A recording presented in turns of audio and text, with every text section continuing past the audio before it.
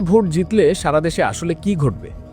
আচ্ছা, 12ই ফেব্রুয়ারিতে আপনার হাতে যে ব্যালট পেপার ধরিয়ে দেওয়া হবে, যেখানে লেখা হ্যাঁ নাকি না, সেখানে আপনি কি করবেন? এই একটা সিল বা একটা টিক চিহ্ন কি আসলেই দেশের পুরো পরিস্থিতি বদলে দিতে পারবে, নাকি ওপরে ফিটফাট আর ভেতর দিয়ে সেই পুরনো সদরঘাটি থেকে যাবে? এত বছর পর দেশে আবার গণভোট হতে যাচ্ছে, কিন্তু ব্যালট পেপারে যে প্রশ্ন থাকবে তার আড়ালে রয়েছে বিশাল পরিবর্তনের নকশা। 84টি পয়েন্টের মধ্যে প্রায় 48টি তো সরাসরি সংবিধানের হৃৎপিণ্ডে হাত দেবে। কিন্তু একবার যদি হ্যাঁ জয়যুক্ত হয়, তাহলে পরের দিন সকাল থেকে দেশটা কেমন হবে? আপনার নাগরিক অধিকার, আপনার ভোট, এমনকি আপনার জাতীয় পরিচয় সব কি ওলটপালট হয়ে যাবে? আমাদের এই পলিমাটির দেশে এর আগেও এমন গণভোট হয়েছে।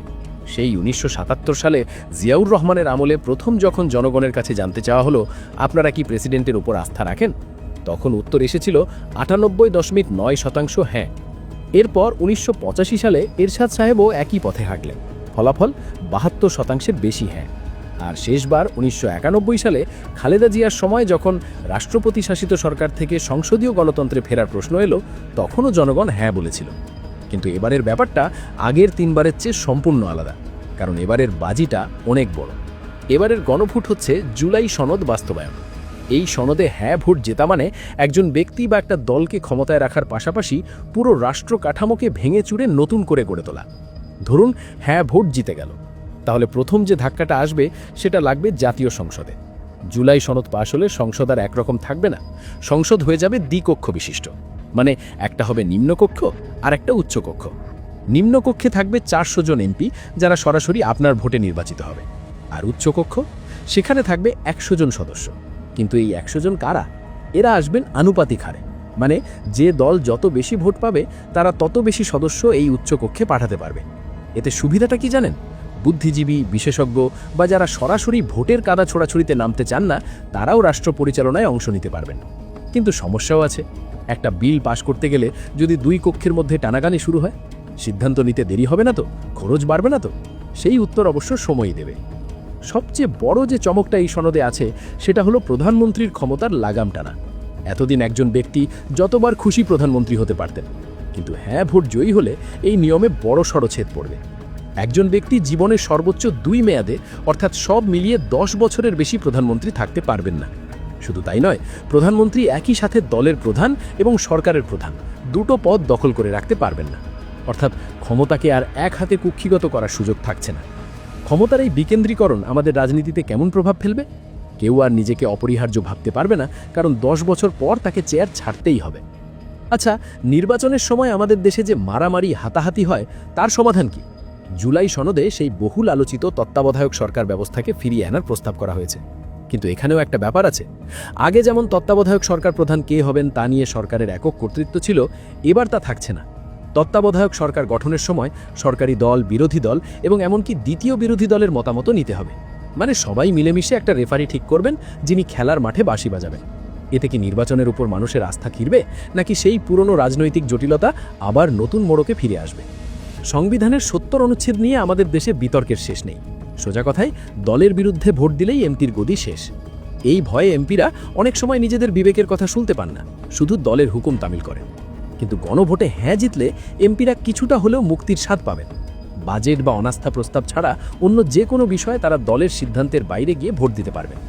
আচ্ছা, এতে করে সংসদে কি আমরা আরও বেশি তর্ক বিতর্ক আর গঠনমূলক আলোচনা দেখতে পাবো, নাকি এমপিরা এই সুযোগে দলের ভেতর বিদ্রোহ শুরু করবেন? রাজনৈতিক দলগুলো কি এই স্বাধীনতা মেনে নিতে পারবে? এবার আসি রাষ্ট্রপতির ক্ষমতায়। আমাদের দেশে রাষ্ট্রপতি মানেই অনেকটা পুতুলের মতো পদ। প্রধানমন্ত্রীর পরামর্শ ছাড়া তিনি প্রায় কিছুই করতে পারেন না। কিন্তু নতুন প্রস্তাবে রাষ্ট্রপতিকে আর পুতুল হয়ে থাকতে হবে না। প্রধানমন্ত্রী, প্রধান বিচারপতি নিয়োগের মতো গুরুত্বপূর্ণ কাজগুলো তিনি নিজের ক্ষমতায় করবেন। এমনকি সাংবিধানিক প্রতিষ্ঠানগুলো, যেমন নির্বাচন কমিশন, মানবাধিকার কমিশন, পিএসসি, দুদক, এগুলোর প্রধান নিয়োগের ক্ষেত্রেও রাষ্ট্রপতির হাত শক্তিশালী করা হয়েছে। প্রধানমন্ত্রীর পরামর্শ ছাড়াই তিনি এসব নিয়োগ দিতে পারবেন। অর্থাৎ ক্ষমতায় ভারসাম্য আনার একটা বড় চেষ্টা এখানে আছে। আবার রাষ্ট্রপতিকে চাইলেই হুট করে অভিশংসন বা পদচ্যুত করা যাবে না। তার জন্য সংসদের 2 কক্ষেরই 2/3 ভোট লাগবে। অর্থাৎ রাষ্ট্রপতির চেয়ারটা আগের চেয়ে অনেক বেশি ওজনদার হতে যাচ্ছে। বিচার বিভাগের দিকে তাকালে আরও বড় পরিবর্তনের আভাস পাওয়া যায়। এতদিন উচ্চ আদালতের সব কার্যক্রম ঢাকা কেন্দ্রিক ছিল, কিন্তু জুলাই সনদ পাশ হলে হাইকোর্টের বেঞ্চ ঢাকার বাইরেও বসবে। কুমিল্লা, ফরিদপুর এমন সব বিভাগে হাইকোর্টের বেঞ্চ স্থাপন করা হবে। মানে বিচার চাইতে আর সবাইকে কষ্ট করে ঢাকায় দৌড়াতে হবে না। বিচারক নিয়োগেও প্রধানমন্ত্রীর একচেটি আধিপত্য কমবে। সুপ্রিম জুডিশিয়াল কাউন্সিলকে আবার শক্তিশালী করা হবে। নিম্ন আদালতের বিচারকদের বদলি বা পদোন্নতির নিয়ন্ত্রণ আর আইন মন্ত্রণালয়ের হাতে থাকবে না, সেটা চলে যাবে সুপ্রিম কোর্টের হাতে। প্রশ্ন হলো, এতে কি বিচার বিভাগ সত্যিই স্বাধীন হবে, নাকি এখানেও নতুন কোনো মেরুকরণ তৈরি হবে? ইন্টারনেট এখন আর বিলাসিতা নয়, এটা প্রয়োজনের চেয়েও বেশি কিছু। এতদিন ইন্টারনেট বন্ধ করা বা স্লো করে দেওয়াটা ডাল ভাত ব্যাপার ছিল, কিন্তু হ্যাঁ ভোট জয়ী হলে নিরচ্ছিন্ন ইন্টারনেট পাওয়াটা আপনার মৌলিক অধিকার হিসেবে সংবিধানে যুক্ত হবে। মানে সরকার চাইলেই যখন তখন আর ইন্টারনেটের শাটডাউন করতে পারবে না। শুধু তাই নয়, আপনার ব্যক্তিগত তথ্যের সুরক্ষাও হবে সাংবিধানিক অধিকার। ডিজিটাল যুগে এর চেয়ে বড় স্বস্তি আর কি হতে পারে? আমাদের জাতীয় পরিচয়ও বদল আসতে পারে। সংবিধানে আমাদের পরিচয় ছিল বাঙালি, নতুন প্রস্তাবে নাগরিক হিসেবে আমাদের পরিচয় হবে বাংলাদেশি। এটা নিয়ে আবেগ আর যুক্তির লড়াই বহু পুরনো। আর ভাষার ক্ষেত্রেও আসছে পরিবর্তন। শুধু বাংলা নয়, দেশের সব ক্ষুদ্র নৃগোষ্ঠীর মাতৃভাষাকেও সাংবিধানিক স্বীকৃতি দেওয়া হবে। এটা কি অন্তর্ভুক্তিমূলক বাংলাদেশের পথে একটা বড় পদক্ষেপ নয়? ধর্মনিরপেক্ষতা নাকি ধর্মীয় স্বাধীনতা? সংবিধানে রাষ্ট্র পরিচালনার মূল নীতিতেও হাত দেওয়া হচ্ছে। ধর্মনিরপেক্ষতার জায়গায় সব সম্প্রদায়ের সহাবস্থান এবং যথাযথ মর্যাদার কথা বলা হচ্ছে। আর সমাজতন্ত্রের বদলে আসবে সামাজিক ন্যায় বিচার, অর্থাৎ রাষ্ট্র পরিচালনায় নীতিগত বড় একটা শিফট হতে যাচ্ছে। এবার একটু প্রশাসনিক পরিবর্তনের কথায় আসি। ক্ষমতার বিকেন্দ্রীকরণের কথা আমরা অনেক শুনি, কিন্তু বাস্তবে দেখি উল্টোটা। এই সনদে জেলা পরিষদ বা স্থানীয় সরকারকে আরও শক্তিশালী করার কথা বলা হয়েছে। আর হ্যাঁ, কুমিল্লা ও ফরিদপুর নামে দুটি নতুন প্রশাসনিক বিভাগ তৈরির প্রস্তাবও আছে। এতে কি প্রশাসনিক কাজকর্মে গতি আসবে, নাকি আমলাতান্ত্রিক জটিলতা বাড়বে আরও বেশি? তাছাড়া এত কিছু কি এত সহজে হবে? হ্যাঁ ভোট জেতার পর এই সংস্কারগুলো বাস্তবায়ন করতে হবে মাত্র 180 দিনের মধ্যে, মানে 6 মাস। এই 6 মাসের মধ্যে সংবিধান কাটাছেড়া করা, নতুন আইন পাশ করা, কমিশন গঠন করা, সব কি সম্ভব? যদি সম্ভব না হয় তখন কি হবে? আর যদি না ভোট জয়ী হয়, তাহলে কি সব আগের মতোই থাকবে, নাকি নতুন করে রাজনৈতিক অস্থিরতা তৈরি হবে? বিএনপি বা জামায়াতের মতো বড় দলগুলো এই গণভোট নিয়ে কী ভাবছে সেটাও কিন্তু দেখার বিষয়। কেউ কেউ হয়তো চাইবে না তাদের ক্ষমতায় আসার পথে এত কাঁটা বিছানো থাকুক। বিশেষ করে দ্বিকক্ষ বিশিষ্ট সংসদ বা প্রধানমন্ত্রীর ক্ষমতার মেয়াদ নির্ধারণ, এগুলো অনেক বড় দলেরই মাথা ব্যথার কারণ হতে পারে। নির্বাচন কমিশন গঠন নিয়েও কিন্তু বড়সড় সার্জারি হবে। এতদিন সার্চ কমিটি ছিল অনেকটা সরকারের পছন্দের লোক বসানোর যন্ত্র, কিন্তু নতুন নিয়মে স্পিকারের নেতৃত্বে বিরোধী দলীয় নেতা, প্রধানমন্ত্রী এবং বিচারপতির সমন্বয়ে কমিটি হবে। এতে কি নির্বাচন কমিশন মেরুদণ্ড সোজা করে দাঁড়াতে পারবে, নাকি সেই পুরনো খেলারই নতুন নিয়ম হবে?